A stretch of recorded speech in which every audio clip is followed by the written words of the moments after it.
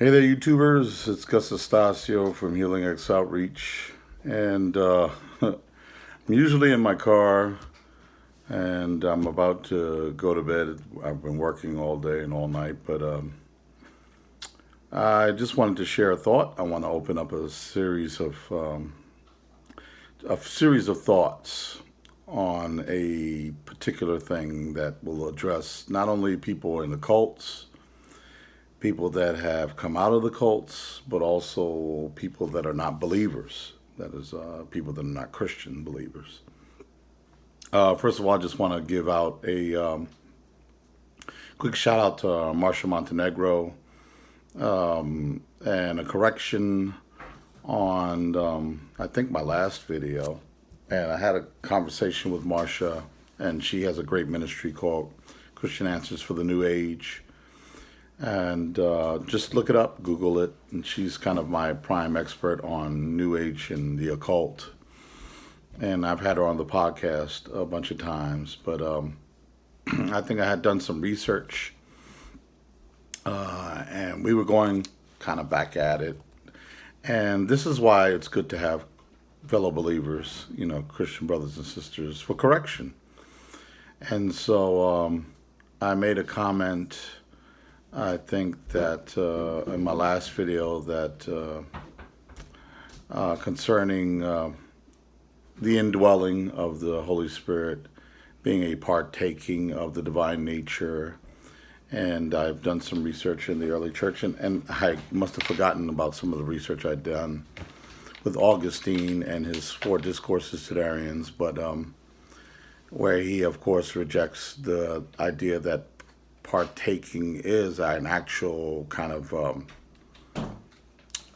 symbiosis or symbiotic union with God.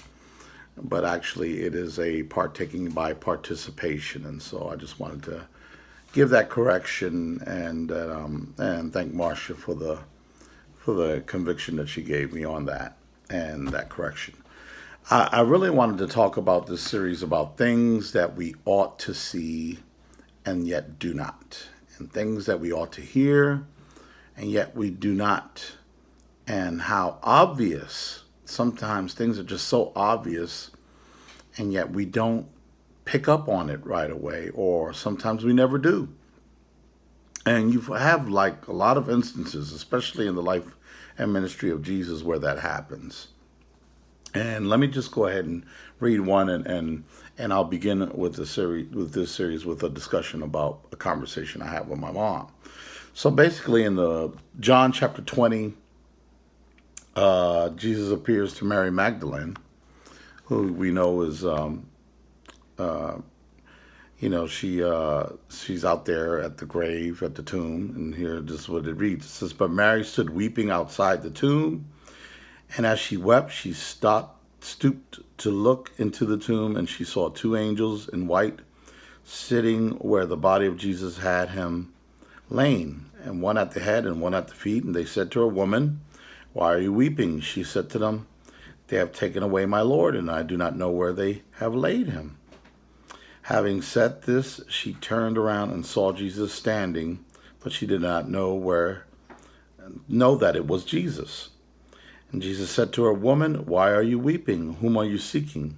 Supposing him to be the gardener, she said to him, 'Sir, if you have carried him away, tell me where you have laid him, and I will take him away.'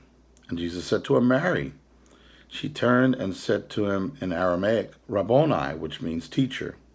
Jesus said to her, 'Do not cling to me, for I have not yet ascended to the Father. But go to my brothers and say to them, I am ascending to my Father and your Father, to my God and your God.'" Now, there's a couple of instances where this happens. And here, Mary thinks he's a gardener. Now, is it because of him veiling himself from her? It doesn't really say. Or is it that she's so in a emotional turmoil where she just doesn't even clearly see the obvious, that it's Jesus himself speaking to her? And that's where I want to begin with my premise. And I want to start first with those in the cults. Now, my mother, who's passed on this year, I had a conversation with her years ago. And she said that basically no one had ever come to her door. And so she was unconvinced that the Jehovah's Witnesses are not the true religion because no one's ever even knocked on her door. And if God was going to speak to her, he would send someone to knock on her door. And I went through great turmoil to try to send someone to knock on her door, but it didn't work out that way. But in that conversation that I had with her, something did come up, and I brought it to her attention. I said, no one needs to knock on your door. There's a Christian church on every street corner. There's Christian radio. There's Christian television. And lastly but not least, your son is sharing the gospel with you on the phone.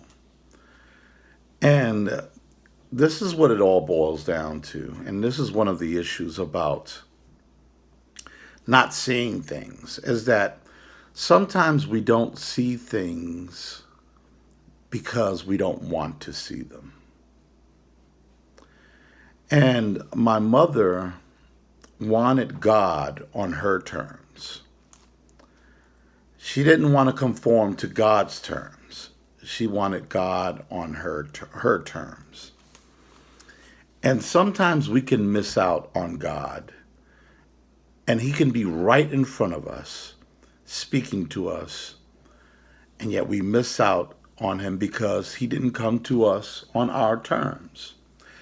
It reminds me of a story of a man who was in a house and he was praying to God and he says, God, if you're God, you will rescue me from this flood.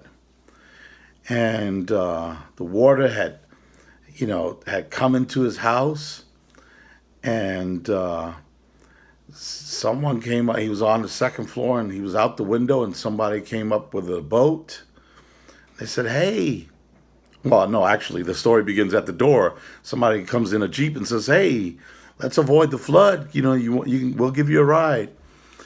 And he says, no, I'm waiting for God to answer my prayer that he would come and save me. And then the water reached up to the second floor. Somebody came in a boat and said, hey, we're here to rescue you. And he says, no, I'm praying to God. He's going to rescue me. And he's going to come and rescue me, so I don't need you to go ahead and come and rescue me. Then the water reached all the way to the roof. And a helicopter came down, and the helicopter dropped a little ladder and said, we're here to rescue you. And he says, don't worry, I prayed to God, he's going to rescue me. And so he didn't go on the helicopter. And next thing you know, he dies. And he goes to heaven. And he says, God, what happened? You failed me. I mean, I prayed, I was faithful, I believed, and you never came and rescued me. And God says, you got to be kidding me. I sent you a Jeep, I sent you a boat, and I sent you a helicopter, and you said no to all of them. And the moral of that story is that sometimes we miss out on the obvious. That God could be right in our face, but we don't accept him because we want him on our terms, not on his terms. And that was the case with my mother. She was not going to accept God outside of the witnesses unless he came to her on her terms. And God, sometimes he does, but sometimes he doesn't. It's not his job to conform to us. He can be right in our face. We have to just recognize God when he is glaringly, obviously there. instead of making stipulations and regulations about how you will accept him. So that's the beginning of my series. It's on sight and seeing. And here Mary thought it was a gardener, or at least was so emotionally disturbed that she couldn't even see Jesus, who was standing right there, and she assumed he was a gardener. I'm going to read more from the Bible about these type of instances. I think the next time I'm going to address ex-cultists. And there's a great film called The Case for Christ by Lee Strobel. And it's on Netflix, and I recommend for you to watch it. And there's a scene in it, and I think you'll recognize it, where Lee Strobel is with a man who has been severely beaten in the hospital. And I will tell you the premise for this statement. Lee Strobel, who was an atheist journalist, and the man says, "You didn't want to believe." I'll tell you why he says that to Lee Strobel the next time. Things that are glaringly obvious, and yet we can't see it. You all have a great day. See you next time. Bye-bye.